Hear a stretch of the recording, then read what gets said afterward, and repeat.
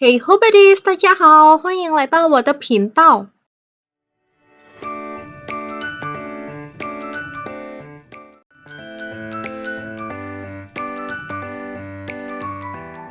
Nah guys, di video kali ini aku nggak muncul dulu ya guys, jadi cuma dengar suara aja ya, nggak apa-apa, hehehe. Nah, di video kali ini aku mau membawa kalian lebih dekat dengan Imlek nih guys. Seperti yang kita ketahui, besok adalah Hari Raya Imlek. Kita akan memasuki tahun kerbau, ya kan? The Year of the Ox. Nah, kalau misalnya bicarain soal Imlek ini ya, pasti tidak lepas sama yang namanya Sio, ya, atau bahasa Mandarinnya kita sebut juga dengan 12生肖, ya, 12 Sio. Nah, sebenarnya 12 Sio itu apa aja sih? Ya kan, mungkin di sini ada teman-teman yang belum tahu Chinese zodiak atau Sio itu apa sih? Sebenarnya Chinese zodiak atau Sio itu adalah lambang yang dipilih untuk menentukan setiap tahun. Ya, di sini ada tikus, kerbau, macan, kemudian ada kelinci, ada naga, ular, dan lain sebagainya ya. Ada 12 macam binatang pokoknya. Nah, urutannya sendiri dimulai dari tikus, kemudian disusul dengan kerbau, macan, dan sampai terakhir adalah babi gitu ya guys. Nah, sebenarnya urutan-urutannya ini sendiri ditentukan dari mana sih? Kan?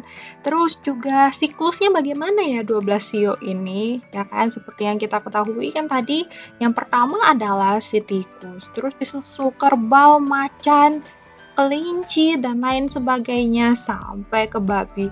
Itu asal-usulnya dari mana sih? Kan pasti masih pada banyak yang bingung. Nah, sebelum kita masuk ke cerita asal-usulnya, aku mau jelasin dulu. Jadi di sini itu, satu siklus sio itu sama dengan 12 tahun ya guys. Jadi setelah 12 tahun akan kembali lagi ke sio yang sama. Contoh aja, tahun lalu adalah tahun tikus. Jadi, kalau misalnya kita hitung 12 tahun kemudian, 2032 akan kembali lagi ke tahun tikus. Sama juga dengan 2021 ini adalah tahun kerbau, maka di tahun 2033 juga akan kembali ke tahun kerbau gitu ya guys. Nah, sekarang kita mau masuk nih ke ceritanya. Asal-muasal dari Chinese Zodiac itu seperti apa sih? Yuk kita langsung dengerin sama-sama ya ceritanya. Jadi kita langsung mulai aja nih ceritanya. Jadi zaman dahulu kala itu kan orang-orang pada nggak tahu tuh tahun ini tahun berapa, terus umurnya mereka berapa. Kemudian pokoknya semuanya nggak tahu deh gitu. Sampai akhirnya mereka pun memutuskan untuk cari raja yang namanya Huang Tati atau Jet Emperor ya, untuk mencari solusi nih gimana ya supaya mereka bisa tahu tahun ini tahun berapa. Nah, sampai akhirnya pun raja yang baik hati ini akhirnya memutuskan untuk memberikan rakyatnya solusi. Raja pun memutuskan untuk mengadakan perlombaan untuk para binatang yang ada di bumi. Nah, kenapa sih sebenarnya raja ini memilih binatang? Karena binatang itu erat kaitannya dengan kehidupan manusia. Jadinya dipilihlah binatang-binatang ini untuk berlomba, tapi hanya dipilih 12 dari mereka semua yang berlomba. Nah, singkat cerita, yang pertama sampai duluan itu adalah kerbau dan tikus. Tikus ini numpang sama kerbau karena pada saat mereka mau menuju kerajaan, mereka harus melewati sungai. Tapi tikus ini lompat dari badannya kerbau, jadinya dia sampai duluan deh. Jadi dia yang pertama. Untungnya, kerbau adalah binatang yang baik dan juga pribadi yang tenang. Sehingga kerbau pun akhirnya ikhlas si tikus menjadi yang pertama. Ya, jadi kerbau ini rela deh jadi yang nomor 2 gitu. Nah, kemudian raja pun memutuskan akhirnya karena tikus yang pertama, jadi tahun tersebut adalah dimulai dengan tahun tikus, kemudian disusul oleh kerbau, macan, dan lain sebagainya sesuai dengan urutan yang tadi kita lihat gitu ya guys. Nah guys, tadi kan kita sudah mendengarkan nih cerita singkat tentang lahirnya Sio itu gimana. Nah, teman-teman semua pasti penasaran nih, siapa aja sih yang lahir di tahun kerbau? Nah, buat teman-teman yang lahir di tahun 1925, 37, 49, 61, 73, 85, 97, 2009, dan juga tahun ini, kalian adalah orang-orang yang termasuk dalam Sio kerbau ya. Dan tahun ini adalah tahun Sio kalian alias Peningin ya, tahun Sio kalian ini. Nah, oh ya guys, konon katanya nih ya, kalau 12 Sio itu mewakili simbol setiap tahunnya tuh, mewakili aura setiap tahunnya. Jadi misalnya di tahun kerbau ini auranya ya mungkin jadi lebih rajin atau jadi lebih tenang pribadinya. Tapi kalau Cici sendiri sih berharapnya apapun yang terjadi semuanya baik ya, semuanya rezekinya lancar, tetap sehat selalu ya kan. Nah, sekarang kita mau masuk perbedaan kenapa sih tahun baru Imlek itu berbeda dengan tahun baru Masehi. 为什么春节和元旦不一样 ya? Tapi kan pada penasaran tuh. Nah, sebelumnya kita tahu dulu nih, tahun baru Imlek juga disebut dengan Kunin atau Chunjie, Spring Festival atau juga Sinin. Tapi sebenarnya tahu nggak sih kalian kalau Nian itu sebenarnya adalah seekor monster? Nah, jadi zaman dahulu kala nih ada seekor monster namanya Nian. Ya, tentu saja Niannya tidak akan selucu yang Cici tampilkan ini ya, karena kan pada dasarnya monster itu memang serem ya. Nah, tiap tahun Nian ini selalu gangguin masyarakat. Jadi dia datang ke desa-desa untuk mengacaukan semuanya gitu ya. Bikin orang-orang ketakutan, sembunyi semua di dalam rumah, nggak tahu mau ngapain ya. Jadi sampai akhirnya ada seorang kakek nih tiba-tiba datang ke desa itu dan ia pun menawarkan solusi untuk permasalahan mereka ini. Nah, kakek itu berkata, "Tenang saja, aku akan membantu kalian." Hahaha. Nah, kemudian masyarakat pun mendengarkan kakek itu. Nah, kakek ini mengetahui bahwa Nian itu takut banget sama yang warna merah, suara keras, dan juga api. Jadi dia meminta masyarakat di sana mempersiapkan warna merah, Hongse, ya, kemudian juga suara yang keras atau Tasheng, dan juga api atau Huo untuk menakut-nakuti Nian. Nah, setelah mereka mempersiapkan itu, Nian pun melihat masyarakat, wah, pakai baju merah, tempel kertas merah, ada suara-suara keras dan juga api. Nian pun takut nih guys, dan juga akhirnya dia kabur, nggak datang lagi. Nah, itu dia salah satu alasan kenapa warna merah itu wajib hukumnya ya dalam Chinese New Year. Kemudian masyarakat pun ya berpesta karena Nian sudah pergi, ya tidak mengganggu mereka lagi, dan muncullah istilah Kunin lah, artinya Niannya sudah lewat. Dan juga sekarang kita biasa dengar juga ada Xin Nian Kuai Le, ya tahun baru, selamat tahun baru. Itu ya guys. Nah, itu adalah cerita singkat tentang asal-usul dari Imlek ya. Tadi nih kita udah dengerin cerita tentang asal-muasal zodiak, terus asal-muasal Imlek. Sekarang kita mau masuk ke perbedaan dasar antara tahun baru Imlek dan juga tahun baru Masehi nih ya guys. Nah, buat teman-teman yang belum tahu, tahun baru Masehi itu tahun baru yang 1 Januari itu ya guys. Nah, di sini Cici sudah mempersiapkan table supaya kalian bisa lebih paham lagi apa aja sih perbedaan dasar tahun baru Imlek sama tahun baru Masehi itu ya guys. Nah, kita mulai dulu dari yang pertama. Kalau untuk yang Imlek itu penanggalannya itu berdasarkan bulan ya, dan kalender yang dipakai itu adalah lunar calendar alias Nongli. Sedangkan kalau untuk tahun baru Masehi yang 1 Januari itu penanggalannya adalah berdasarkan matahari dan kalender yang dipakai adalah Kongli. Kemudian juga nih yang kedua.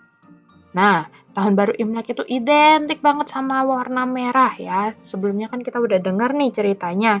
Kenapa sih identik dengan warna merah?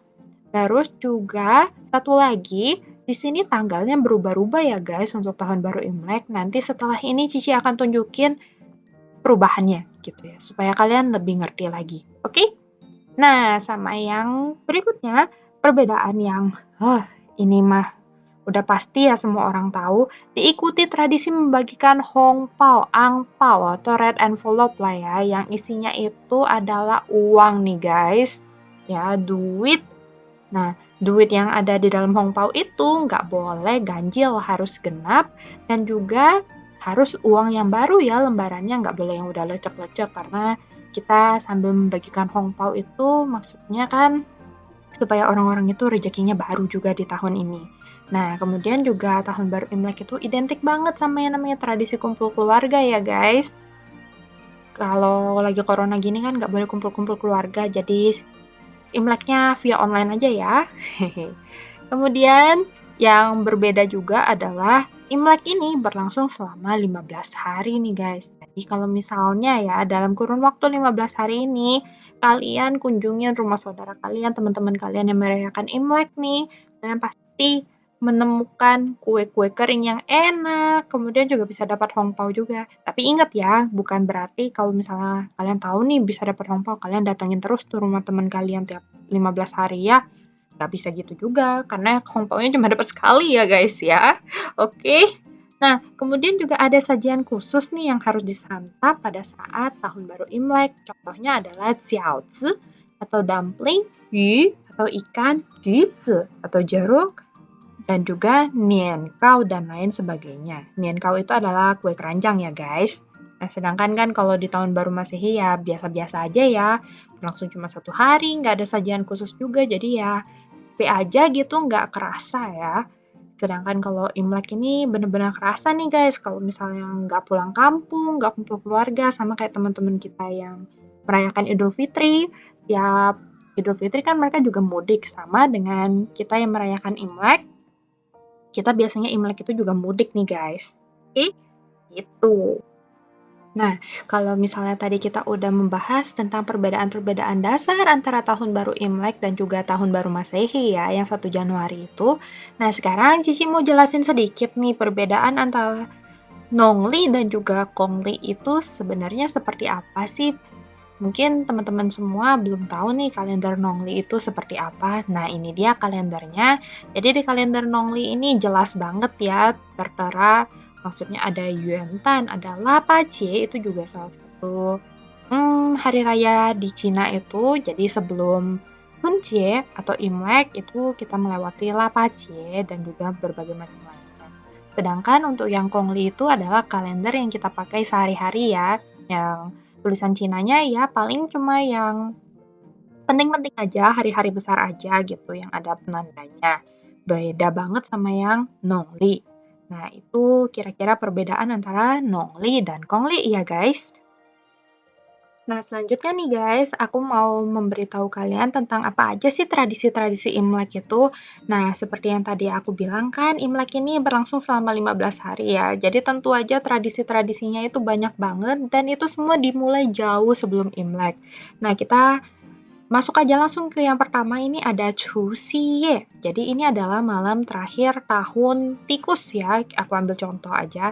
Nah, di Chusiye ini sendiri biasanya kita kumpul keluarga dan mengadakan yang namanya Tuan Yuan Fan atau kumpul-kumpul keluarga gitulah, makan-makan bersama ya. Biasanya Tuan Yuan Fan ini orang tua kita yang masak atau misalnya nenek kita yang masak. Terus makannya itu harus di meja yang bulat supaya rezekinya nggak kemana-mana tuh, muter di situ aja gitu ya. Kemudian juga untuk setelah Chuseok ini, besoknya kan hari raya Imlek tuh, namanya Chuyi ya. Di Chuyi itu sendiri, Tanian Chuyi akan dilakukan namanya Pai Tanian ya, atau memberikan penghormatan gitu.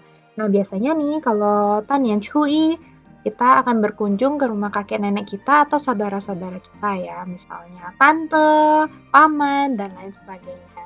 Nah, biasanya nih kalau kita berkunjung ke tempat mereka, kita akan diberikan hongpao ya.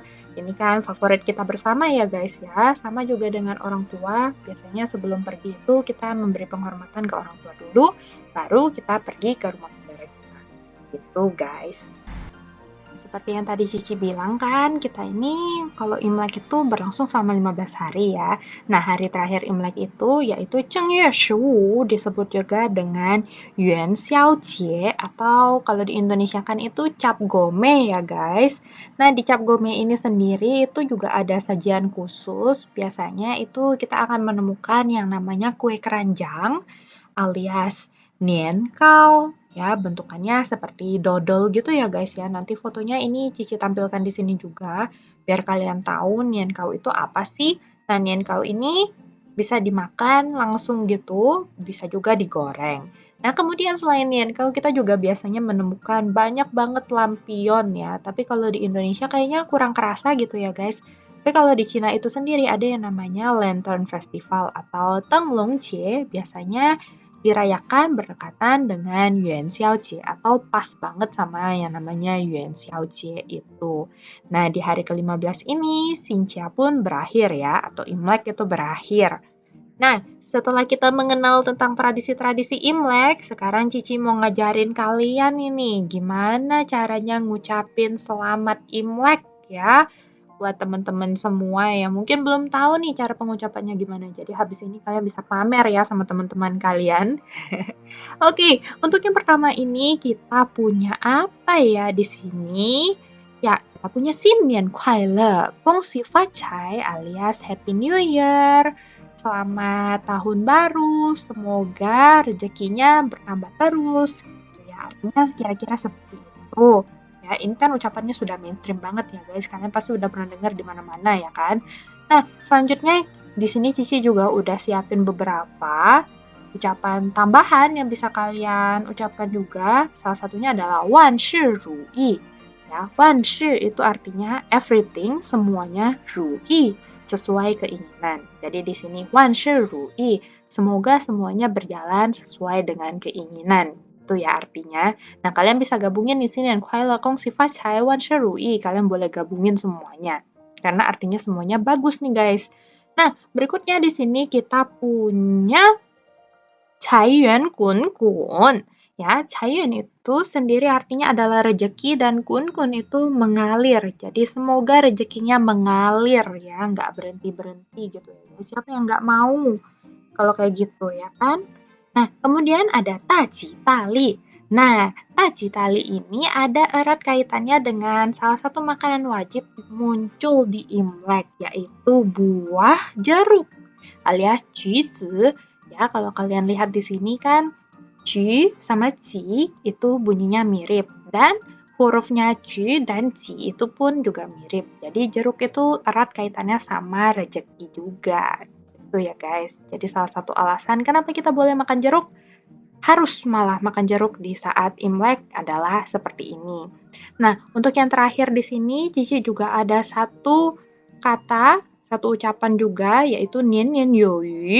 Nah, ini juga ada kaitannya sama yang namanya makanan, yaitu ikan. Yu, ya, di sini yu maksudnya rejeki juga ya. Nian nian you itu sendiri artinya semoga tiap tahun itu ada rejeki. Gitu ya guys. Jadi ada filosofinya gitu. Nah, sekarang kalian bisa pamer ke teman-teman kalian bisa mungkin screenshot gitu ya. Kan ini Cici juga sediakan pinginnya, jadi kalian bisa ketik sendiri gitu ya guys. Oke guys, mantap ya. Habis nonton video ini langsung jago ya ngucapin Imlek pakai bahasa Mandarin. Keren kan guys? Oke guys, seru banget ya untuk video kali ini. Nah, sekian dulu untuk video kali ini. Happy New Year semuanya, Xinnian Kuai ya. Cici cuma bisa bagi-bagi hongpao virtual ini ya kan. Oke, jangan lupa juga tolong like-nya, kemudian share juga ke teman-teman kalian video ini supaya mereka lebih tahu tentang Chinese New Year dan juga subscribe ya karena subscribe itu gratis. Bantu juga channel ini supaya berkembang ya, lebih banyak lagi subscribernya ya kan guys. Oke, nah akhir kata Cici mau mengucapkan Happy Chinese New Year, Xinnian Kuai Happy Year of the Ox. Semoga rezeki kita tetap mengalir ya. Wan shi ru yi, tai yuan kun kun ya. Xinnian Kuai Le. 我们下次再见. I'll see you guys on my next video. Thank you for watching. Bye bye.